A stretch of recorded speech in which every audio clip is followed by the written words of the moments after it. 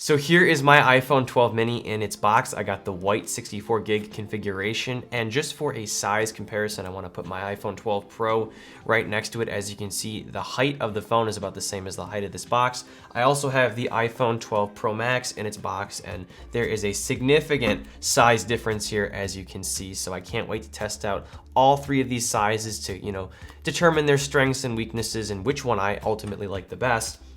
I also have the iPhone 12 mini case. I got this a few days before, so that will fit on here quite nicely, of course, as it should. And I also have a very popular iPhone, the iPhone 5S. This is sort of an important device to my channel because I covered this a couple years back and people enjoyed my coverage of this. But not only that, it's a very similar size, and it harkens back to a time when smaller form factor phones were indeed flagship.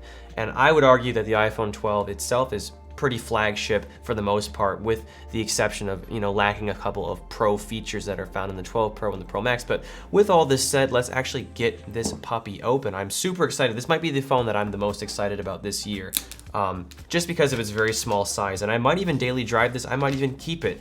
I probably will keep it and use it, but the question is, will it be my main phone?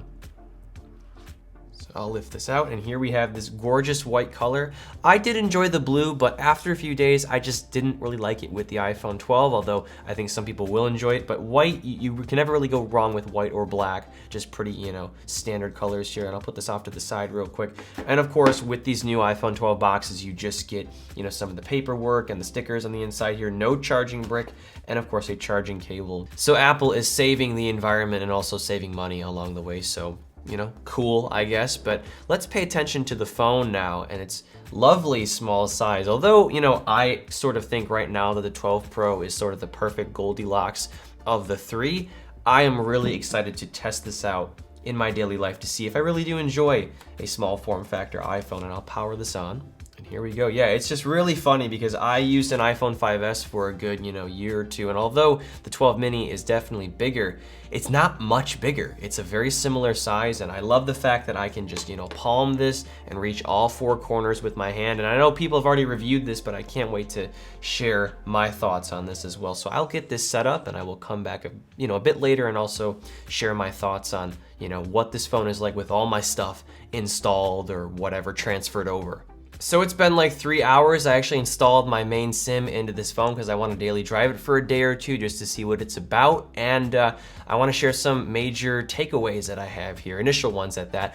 Number one, this phone is familiar to me because my first iPhone a couple years ago was the 5S, and like I showed in the intro of this video or when I was unboxing it, this is a similar size, although the 12 mini is a little bit larger here. The keyboard size is very familiar, and although it's a little bit harder to type with two thumbs, especially if you have average or bigger size hands, it's very nice to type one-handed and also just interact with the phone one-handed, especially for control center and stuff like that. So I'm really enjoying this aspect of the phone. This phone is for people who want to one-hand, or if they have small hands and they don't want to manage a 6.1 inch plus display. And yeah, I just love the fact that I can palm this. It's so tiny, it's so compact, and I think that companies should bring these back. I mean, Sony was kind of about it, but I'm happy that Apple is getting people, or at least the industry, back on this trend. Hopefully this will, sell well, and hopefully Apple will continue to sell this form factor, because I think I'll get it every year and use it sometimes. Like, even though I might end up using the 12 Pro as my daily driver, I might switch things up, at least in one day of my week and just use this just for fun.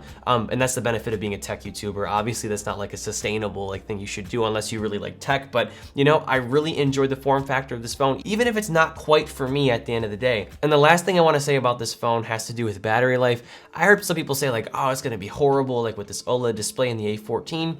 Although it is definitely not as good as, with my 12 Pro, and I anticipate my 12 Pro Max, it's better than I thought, and you can probably, or for what it seems like, charge this phone more quickly because the battery capacity is smaller. So yeah, I mean, even though some reviewers who got this phone a bit earlier, like Marquez said, you're gonna have to plug in during part of your day if you're doing heavier usage. I would say if you're doing stuff like I am, like TikTok and Spotify listening, and if you have this plugged into your car for CarPlay, for a quarter of your day, because I do a lot of driving, you're gonna be fine for sure. And if you want the small form factor, or if you can't afford the bigger one, I think you're gonna be just fine with this, like I just said. But yeah, I'm very excited to see that Apple has created more variants in regard to their form factors. I have all 3 right here. Of course, the 12 Pro is very similar to the 12, so I eliminated the 12 because I think it's kind of redundant. But I will be using 3 of these phones, or all 3 of these phones, during the next month or 2, and I will report back to you as to which form factor is the best.